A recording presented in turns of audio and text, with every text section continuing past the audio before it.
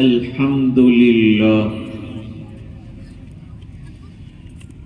الحمد لله وكفى وسلام على عباده الذين اصطفى أما بعد أعوذ بالله من الشيطان الرجيم بسم الله الرحمن الرحيم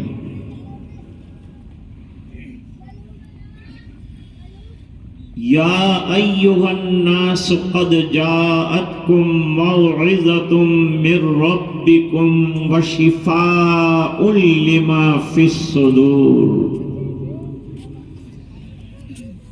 وهدى ورحمة للمؤمنين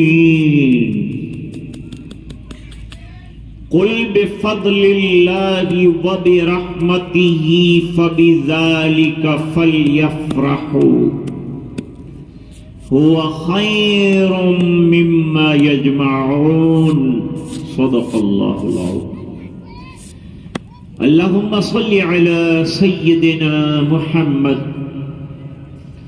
وعلى آل سیدنا محمد وبارک وسلم۔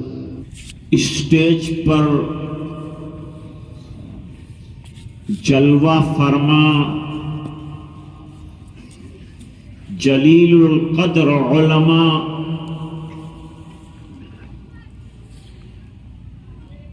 طلباء عزیز اور حاضرین مجلس،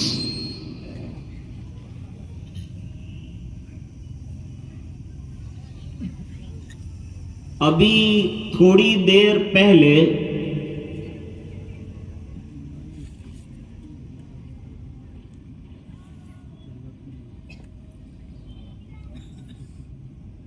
طلباء عزیز بہترین پروگرام پیش کر رہے ہیں۔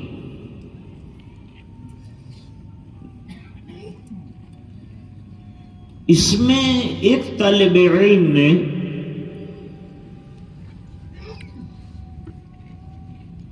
اساتذہ کی محنت کے خلاصے میں عظمت قرآن کریم پر ایک دلچسپ تقریر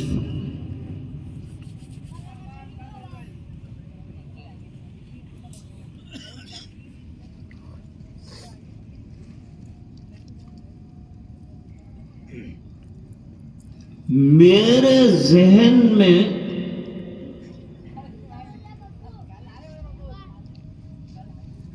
اچانک برسوں پہلے کا ایک واقعہ تازہ ہوا۔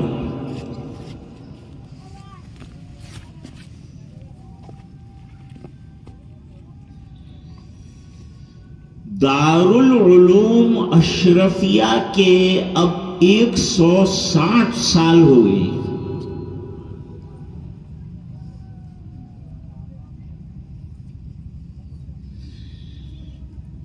وہاں کے مدیر مرحوم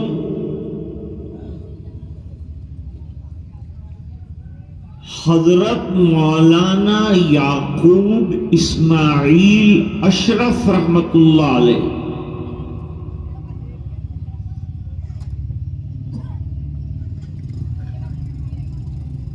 ان کے چھوٹے بھائی نے قرآن کریم حفظ کی سعادت حاصل۔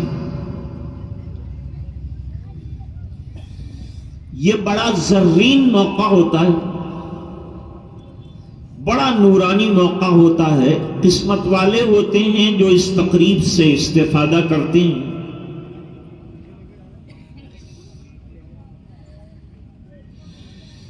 حضرت انس رضی اللہ تعالیٰ عنہ جب بھی قرآن شریف ختم کرتے تھے تو لوگوں کو جمع کر کے دعا فرماتے تھے اور یوں فرماتے تھے کہ ختم قرآن کریم کے موقع پر دعا قبول ہو۔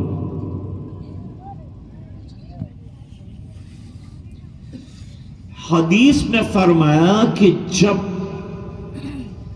تکمیل حفظ قرآن کریم کی دعا ہوتی ہے تو 4000 فرشتے آمین کہتے ہیں.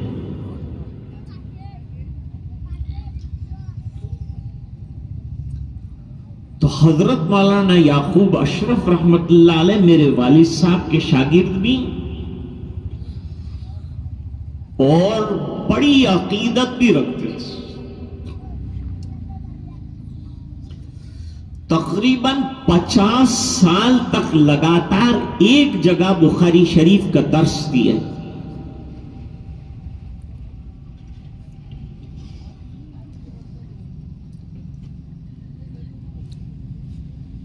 تو مولانا تشریف لائے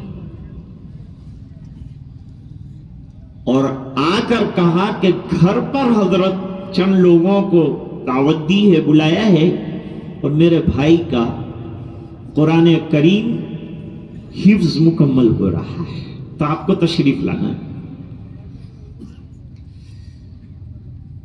یہ معمولی تقریب نہیں ہے.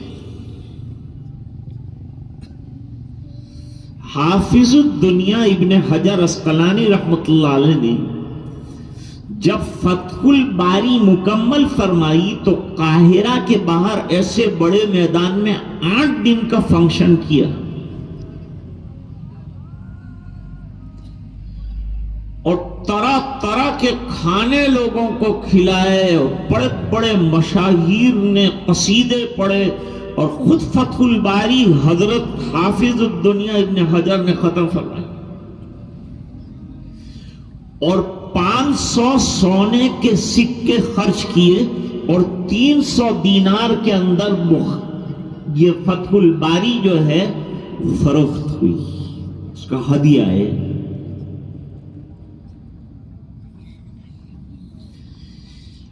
مامون الرشید کے دربار میں 300 علماء کو جمع رکھا جاتا تھا، ہر فن کے علماء ہوتے.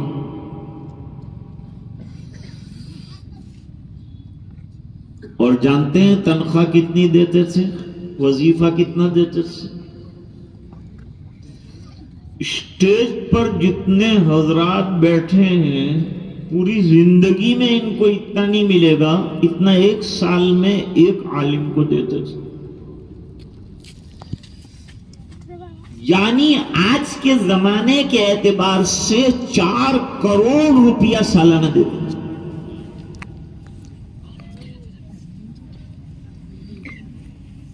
اللہ کرے کہ ہمارے متولی حضرات کو یہ بات سمجھ آئے.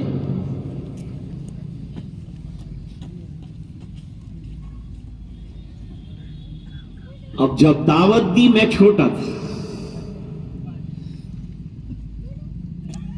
مجھے بھی دعوت تھی تو میں ساتھ گیا.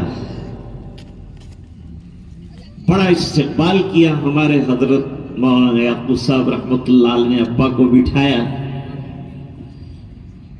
حضرت کو نصیحت فرمائی. وہاں چند ہی لوگ تھے.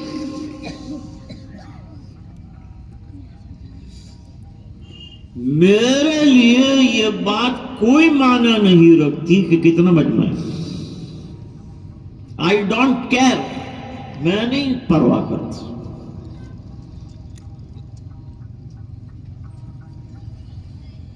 آج تو میرے سب علماء مخاطب ہیں، ساتھ بیٹھے بھی ہیں. یہ ایک سنے گا لاکھوں کو پہنچائے گا تو میرا تو نفع ہی ہے نا، فائدہ ہی. میرے والد صاحب کی شخصیت کو ابھی اجاگر کرنے کی کوشش کر رہے تھے حضرت مفتی صاحب دامت برکاتہم العالیہ. میں نے میرے والد صاحب کو 10 آدمیوں کے بیچ میں 1.25 گھنٹہ تقریر کرتے دیکھا ہے.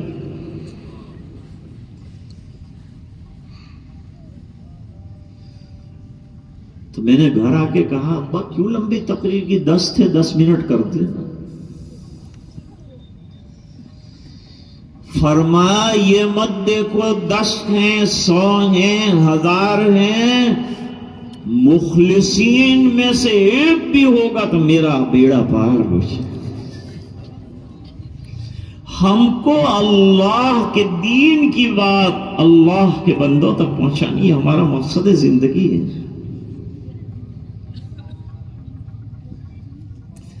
اب وہاں بھی مجمع قلیل تھا، چند گنے چنے مخصوص لوگ تھے، ان کو دعوت دی گئی تھی.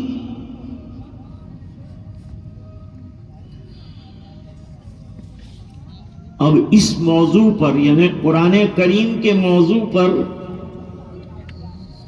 جتنا بھی بولا جائے اور جتنا بھی لکھا جائے اور جتنا بھی پڑھا جائے سب کم ہے، کیونکہ کتاب اللہ کی نسبت بہت بڑی چیز ہوتی ہے. ہمارے شیخ الشیخ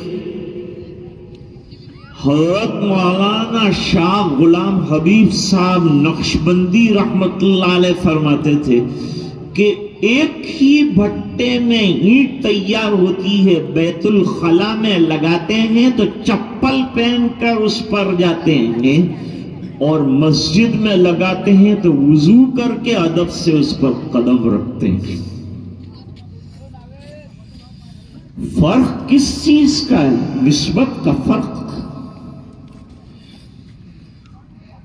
اس اینٹ کے ساتھ نسبت اللہ والی لگی ہوئی، یہ بیت الخلا ہے وہ بیت اللہ. اب میں سوچ رہا تھا کہ کیا موضوع چھیڑا جائے گا، آیت کیا پڑھی جائے. میرے والد صاحب نے یہ آیت اٹھائی، یا ایھا الناس قد جاءتکم موعظۃ من ربکم وشفاء لما فی الصدور وہدی ورحمۃ للمؤمنین قل بفضل اللہ وبرحمتہ فبذلک فلیفرحوا ھو خیر مما یجمعون. لیکن عجیب و غریب آیت تلاش کر.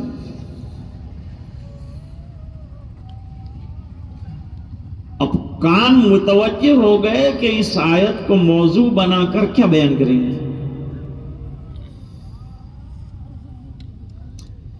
اب یہاں سے میری بات شروع ہوئی. قرآن کریم میں فرمایا یا ایھا الناس. ایک مس انڈرسٹینڈنگ کا جائزہ لیتے ہیں. مسلمان کہتا ہے قرآن میرا، ہر مسلمان یہ کہتا ہے قرآن ہماری کتاب ہے، اور قرآن کریم یوں کہتا ہے کہ میں دنیا کی کتاب ہوں، دنیا بھر کے لیے. یا ایھا المؤمنین نہیں فرمایا، بلکہ یا ایھا الناس، اے لوگوں، پوری دنیا کے لیے قرآن کریم ہدایت کا سامان بن کر آیا ہے. اس بچے نے جس نے تقریر کی اس کا نام بھی نور اور قرآن کریم بھی نور. فرمایا قد جاءکم من اللہ نور وکتاب مبین.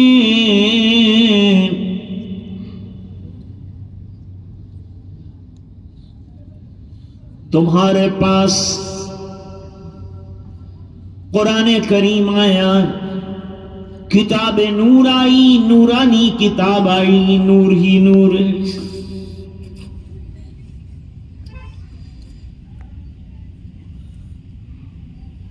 قرآن کریم پوری دنیا کو اپیل کرتا ہے، جو اسے اپنا لے گا، کلمہ پڑھ لے گا، قرآن پڑھے گا، اللہ اس کی زندگی بنا دے گا. قرآن کریم زندگیاں بنانے والی کتاب ہے، ہدایت عطا کرنے والی کتاب ہے، چھا جانے والی کتاب ہے، سب پہ چھا جاتی ہے. کتنا بھی نہ ماننے والا ہو قرآن کریم کے سامنے گھٹنے دیکھنے پر مجبور ہے.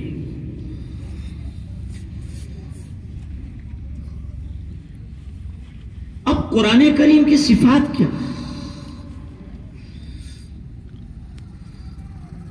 قد جاءتکم موعظۃ من ربکم، تمہارے مہربان پروردگار کی طرف سے نصیحت نامہ آیا۔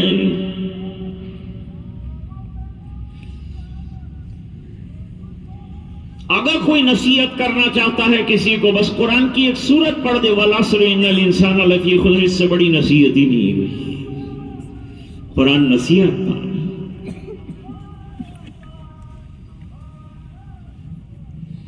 کن لوگوں کے لیے نصیحت نامہ ہے قرآن؟ فرمایا ھدی للمتقین، ان لوگوں کے لیے ہدایت نامہ ہے جو متقی بننا چاہتے ہیں، جو دنیا میں متقی نظر آتے ہیں، وہ قرآن کریم کی تعلیمات اور سرکار کے ارشادات کے نتیجے۔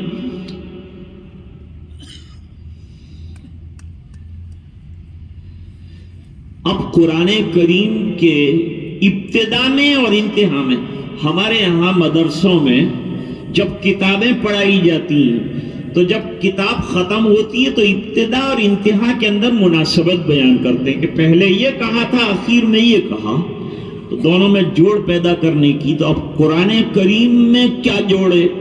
پہلی سورت میں سورہ فاتحہ ہے، والناس آخری سورت ہے۔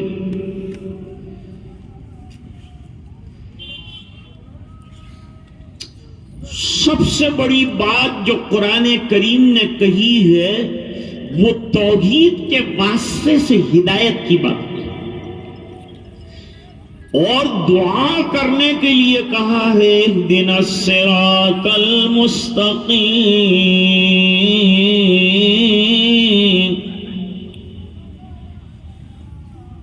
قرآن کریم راہ راست کی ہدایت کرنے والا ہے، بتلانے والا ہے، منزل مقصود کا پتہ دینے والا ہے۔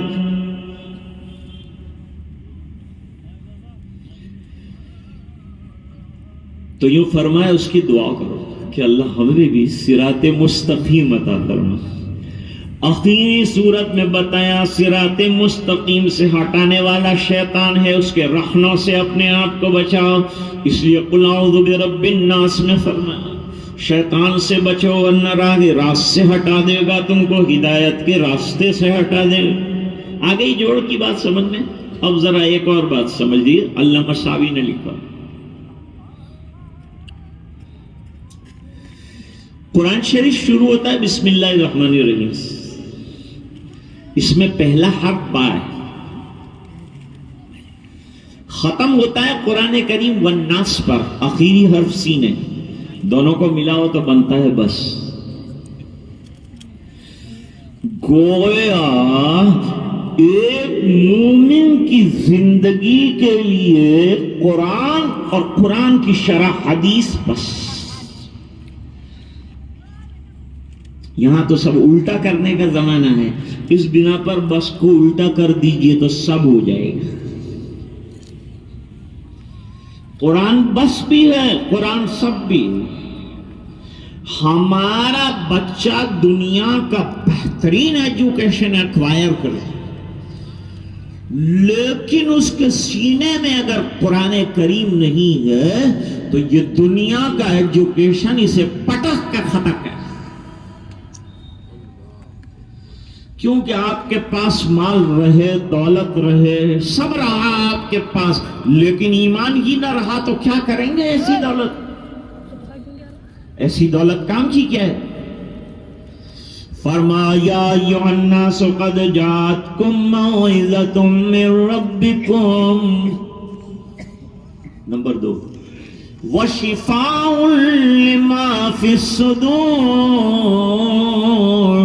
اور یہ دل کے روگوں کا علاج کرتا ہے، دل کی بیماریاں دور کرتا ہے، شرک دور کرتا ہے، علائشات دور کرتا ہے، توحید کا علم بردار بناتا ہے۔ قرآن کریم نے توحید کے لیے 10 بار استعمال کیا۔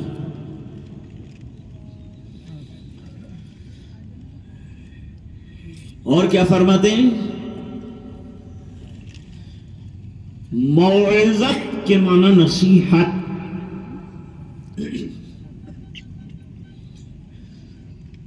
شفاء لما فی الصدور، دل کی بیماریوں کا علاج. دل کی بیماریوں، دل کی بیماریاں کیا ہے؟ کبر ہے، حسد ہے، کینہ ہے، تکبر ہے، شرک ہے، کفر ہے، سب گندگی کو قرآن نکالتا ہے. تیسری صفت بیان فرمائی وَهُدًى وَرَحْمَةٌ لِّلْمُؤْمِنِينَ، اور رحمت ہے اور ہدایت ہے مومنین کے لیے.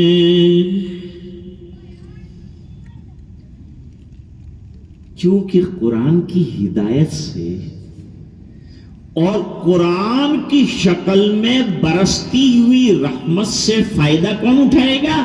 ایمان والا اٹھائے گا. اس لیے فرمایا کہ مومنین کے لیے یہ ہدایت ہے اور رحمت. نہ مانے اس کے لیے تو کیا ہے؟ دنیا کی چیزیں لا کے رکھ دو، نہیں ماننا، نہیں مانے. ماننے کے لیے تو بس حضرت صدیق اکبر رضی اللہ تعالی عنہ والا ایمان چاہیے.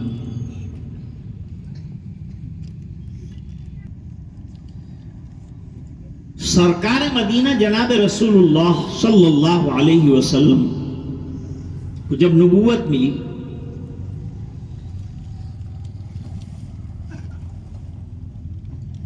اس سے 10 سال پہلے حضرت ابو بکر رضی اللہ تعالیٰ عنہ شام گئے تھے تجارت کے لیے، کپڑے کی تجارت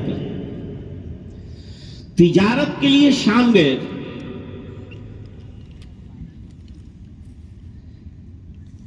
وہاں خواب دیکھ لیا، کوئی چاند کا ٹکڑا میری گود میں آیا. معبر کو جا کے پوچھا کہ کسی کو بتانا نہیں، مکے میں نبی پیدا ہوں گے، تم ان کو فالو کریں گے، بعد میں اللہ تم کو ان کا خلیفہ بنائیں گے، لیکن یہ راز ہے، کسی کو بتانا، کوئی مانے گا نہیں تمہاری بات. جب اللہ نے 10 سال کے بعد سرکار کو نبوت سے نوازا تو دوستی کا حق یہ ہے نا کہ دوست کو راہ راست کی تلقین کی جائے. سب سے بڑا دوستی کا حق. پالن حقانی صاحب کے پاس ایک جوان آیا، دوسرے جوان کو لے کر حضرت یہ شادی نہیں کرتا. تو حضرت نے فرمایا نماز پڑھتا ہے؟ کہ نماز تو یہ کبھی کبھی پڑھتا ہے. کہ یہ شادی جو ہے نا وہ تو لکڑے کا لڈو ہے، نماز تو 5 ٹائم پڑھنے کی، پہلے اس کی تلقین کر. شادی ہوئی اور نہ ہوئی کیا ہے، کیا فرق پڑتا ہے؟ لیکن نماز تو 5 گانا فرض ہے، اس کا سوال پہلے ہونا ہے. تجھے بڑی اس کی شادی کی فکر پڑ گئی، کیا کرے گا یہ شادی کرے گا، تیرا کیا فائدہ اس میں؟ یہ اپنا کرے گا جو کرنا.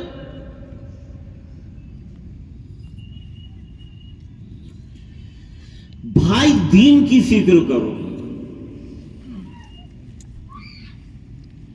دین کی فکر کرو.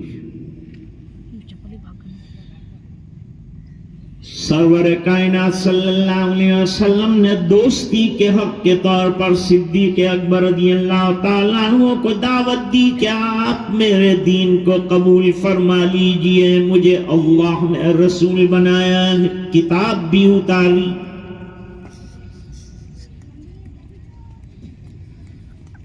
تو انہوں نے کہا it is a difficult subject, یہ ذرا مشکل بات ہے.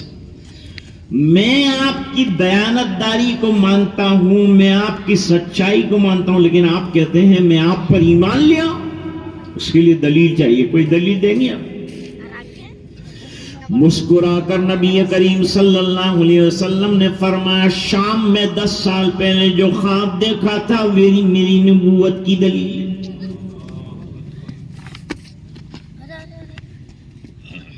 فوراً صدیق اکبر رضی اللہ تعالیٰ عنہ نے پسو پیش کیے بغیر ایمان قبول کیا. اس کو ماننا کہتے ہیں. ابو جہل روزانہ دلائل دیکھتا تھا اور معجزات دیکھتا تھا، لیکن ضد تھی، طبیعت میں نہیں مان کے دیا. آئیے اب آگے کی آیت پر تھوڑا سا غور کرتے ہیں جو بچے نے تقریر کی، لیکن وہ پورشن پر اس نے گفتگو نہیں کی، میں کر رہا ہوں.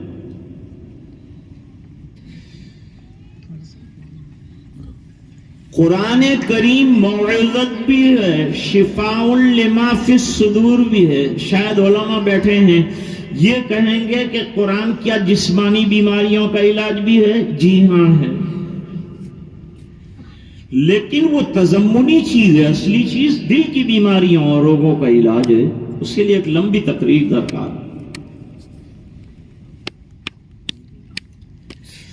اتنی خوبیاں والا قرآن اللہ نے دیا کہ یہ اللہ کا فضل ہے کہ نہیں؟ بولو نا یار، فضل ہے اللہ کا کہ اس نے اتنی عظیم کتاب عطا فرمائی، اتنی کریم کتاب عطا فرمائی۔ انہ لقرآن کریم فی کتاب مکنون۔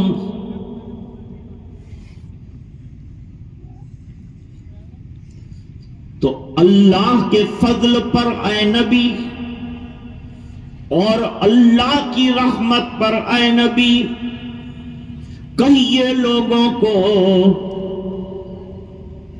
کہ خوشیاں منائیں۔ کیا منائیں؟ خوشیاں منائیں۔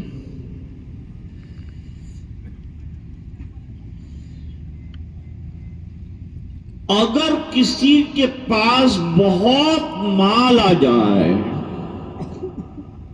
قرآن نے نہیں کہا کہ خوشیاں مناؤ،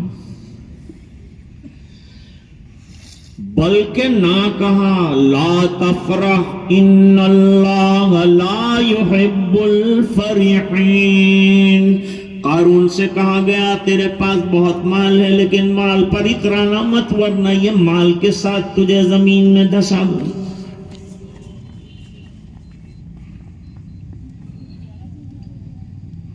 مال آنے جانے والی چیز ہے، اس پر فخر نہیں، نہ اترانے کی ضرورت ہے بلکہ ڈرنے کی ضرورت ہے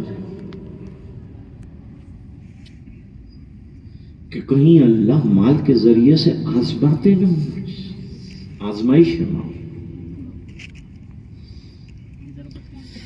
تیمور لنگ پیر سے لنگڑے تھے، بادشاہ تھا بہت بڑا۔ تیمور لنگ کو ایک سیکریٹری کی ضرورت تھی جو حاضر جواب ہو۔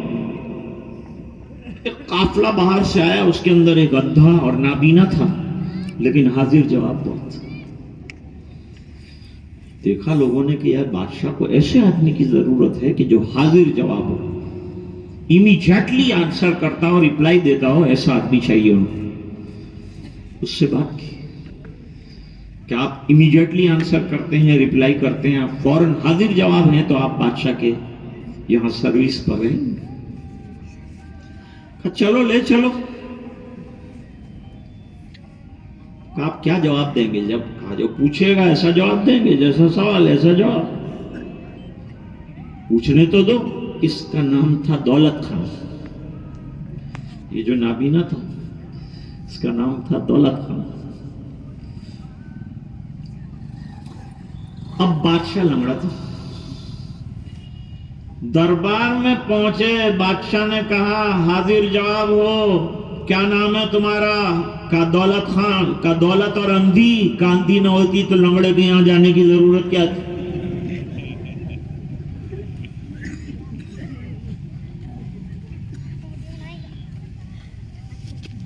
تو مال پر خوشی منانے کو نہیں کہا، ڈگریوں پر خوشی منانے کو نہیں کہا، دنیا کی جائیداد پر خوشیاں منانے سے ناراض ہے قرآن، اور کہتے ہیں قرآن پہ خوشی۔ آج یہ 3 بچوں پر ہم کو خوشی منانی چاہیے۔ اب خوشی میں ہم پٹاخے تو نہیں پھوڑیں گے، لیکن بچوں کے لیے دعا کریں گے اور بچوں کی خوشی میں شامل ہوں گے، ان کے سروں پر ہاتھ پھیریں گے، ان کے ماں باپ کو مبارکباد۔ یہ 3 بچوں کی عمر ہی کیا ہے، لیکن یہ قرآن کا اعجاز ہے۔ 7 سال کا بچہ اور 8 سال کا بچہ جس کو اردو نہیں آتا، اپنی زبان نہیں آتی، وہ قرآن کریم فر ہمارے سامنے پڑھتا ہے اور پورا پڑھتا ہے۔ یہ اس کا کمال نہیں، یہ قرآن کا اعجاز ہے۔ اعجاز قرآن کریم کے ختم نہیں ہوتے، حضرت حکیم الاسلام رحمۃ اللہ علیہ فرماتے تھے قرآن کے معجزات جاری رہتے ہیں، ہر زمانے کے اندر جاری رہتے ہیں۔ ہشام کلبی ایک بہت بڑے محدث ہیں، 3 دن کے اندر قرآن کریم یاد کیا، ہزاروں حدیث کے حافظ تھے۔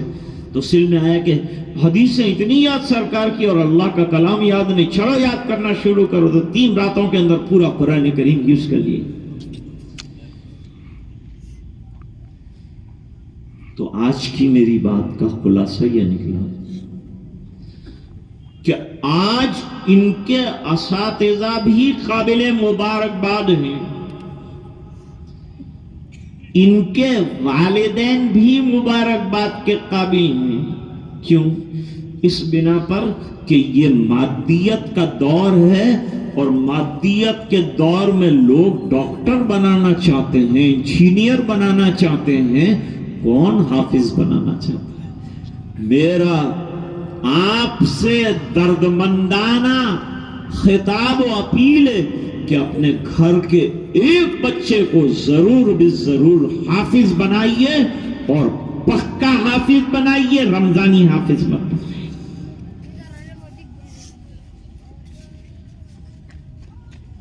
رمضانی حافظ کا لوگوں نے نام رکھا ہے حافظ صاحب۔ حافظ صاحب کے معنی آدھا یاد آدھا بھول گئی، اس لیے ان کا نام ہی لوگوں نے حافظ صاحب رکھا۔ حافظ بنو، اور جو یہاں بیٹھے ہیں وہ بھی نیت کر لیں کہ جو وقت ملے گا انشاءاللہ سورت قرآن کریم کی یاد کرتے جائیں گے تو انشاءاللہ یاد کرنا شروع کر دینا۔ اگر حفظ مکمل نہیں ہوا تو بھی اللہ تعالیٰ کل قیامت کے دن حفاظ کے زمرے میں ان کو کھڑا فرمائیں گے کہ تو بھی کوشش کر رہا تھا، اور جو کوشش کر لے وہ حافظ کے زمرے میں شامل ہے۔ دوستو، ہم نے قرآن کریم کی قدر نہیں کی، آپ میری قدر نہ کریں، آئی ہیو نو پرابلم، لیکن جن کے سینوں میں قرآن ہے ان کی تو قدر کریں۔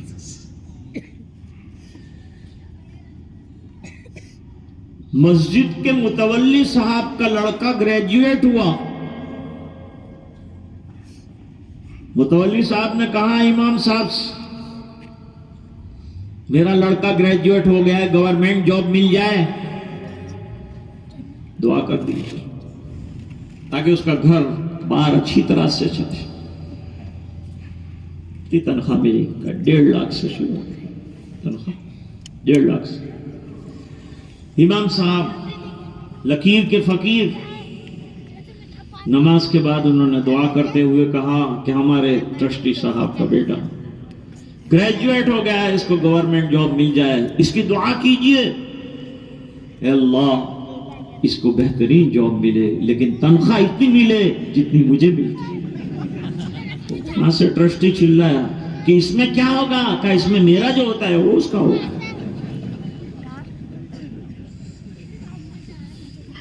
آج ہم لوگ قرآن کریم کی قدر نہیں کر رہے ہیں، اس کا ایک ایک حرف اورا رب نے تبدیل نے آیا شرمندہ تعویل نے،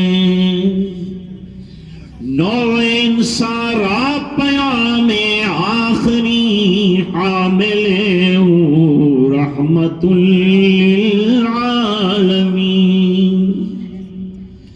قرآن ہدی للعالمین ہے اور رحمت للعالمین پر اترا۔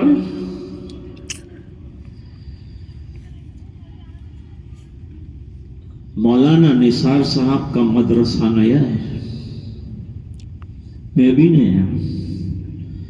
مولانا نثار صاحب نے نئے مدرسے کے لیے نئے مولوی کو پسند کیا۔ آج آپ کی خدمت میں حاضر ہوں، بچوں کو مبارکباد پیش کرتا ہوں، لیکن میں ماں باپ اور ذمہ داروں سے ایک ریکویسٹ کرنا چاہتا ہوں کہ ان کی عمر ابھی بہت چھوٹی ہے، یہ کھیلنے کے کودنے کے دن ہیں، اگر ان کو علم سے جوڑا نہیں رکھا گیا اور قرآن کریم کا دور لگاتار نہیں کروایا گیا تو یہ بچے جس دن تراویح پڑھانی اس دن بھول گئے ہوں گے قرآن شریف۔ اب کوشش کرو کہ یہ بچوں کے سینے میں جو نور آیا ہے وہ چلا نہ جائے. اس کے لیے اساتذہ بھی کوشش کریں, والدین ماں باپ جو ہیں وہ بھی اس کی کوشش کریں, تو کل آخرت میں ان کے سروں پر تاج جو ہے وہ رکھا جائے گا, جس کی ابن ماجہ کے اندر صراحت موجود ہے. میں تمام حضرات علماء جو دور دراز سے قرآن کریم کی نسبت سے مدرسے میں تشریف لائے, اللہ تعالیٰ ان تمام حضرات کو قبول فرمائے. ان کا تشریف لانا, جیسے کہ حضرت نے فرمایا, بالاپور ایک تاریخی مقام ہے جہاں قادریہ اور نقشبندیہ سلسلے کی بڑی خانقاہیں اور بڑے اللہ والے رہے ہیں, اور حدیث و قرآن کا درس و تدریس کا سلسلہ قدیم ہے. اور اس وقت بھی اس گاؤں میں اور اس شہر میں علماء کی بہت بڑی کھیپ تیار ہیں. آپ کام کریں اور ہر بندے کو دین کی دعوت دیں, قرآن کریم کی تفسیریں رکھیں اور احادیث سے لوگوں کو وابستہ کریں. اور میرے والد صاحب رحمۃ اللہ علیہ کے اس جملے پر میں بات کو ختم کرتا ہوں کہ قرآن کریم سے سرسری تعلق نہ ہو ہمارا, بلکہ قرآن کریم سے عشق کے درجے کا تعلق ہمارے اندر اللہ تعالیٰ پیدا فرمائے. انہی گزارشات پر اپنی بات کو ختم کرتا ہوں. وآخر دعوانا ان الحمدللہ رب العالمین. جو بڑے حضرات علماء تشریف لائے ہیں اور تشریف رکھتے ہیں, وہ میری سر آنکھوں پر, وہ سب میری آنکھوں کے تارے ہیں, بزرگ ہیں. میں ان تمام سے طفلانہ اور طالب علمانہ گفتگو کے بعد معافی کا خواستگار ہوں. اور باقی جو میرے شاگردان ہیں اور جو میرے عمر کے لوگ ہیں, ان کے لیے میری یہ بات ایک دوستانہ اور ایک مونسانہ گفتگو ہوگی. اللہ تعالیٰ اسے قبول فرمائے. وآخر دعوانا ان الحمدللہ رب العالمین. اگر آپ کو ہمارے ویڈیوز پسند آ رہے ہیں تو ہمارے اس مولانا اسماعیل اشاعتی آفیشیل چینل کو لائک کیجئے, شیئر کیجئے اور سبسکرائب کر کے بیل آئیکن گھنٹی دبا دیجئے تاکہ ہر آنے والی نئی ویڈیوز آپ کے موبائل پر آ جائے.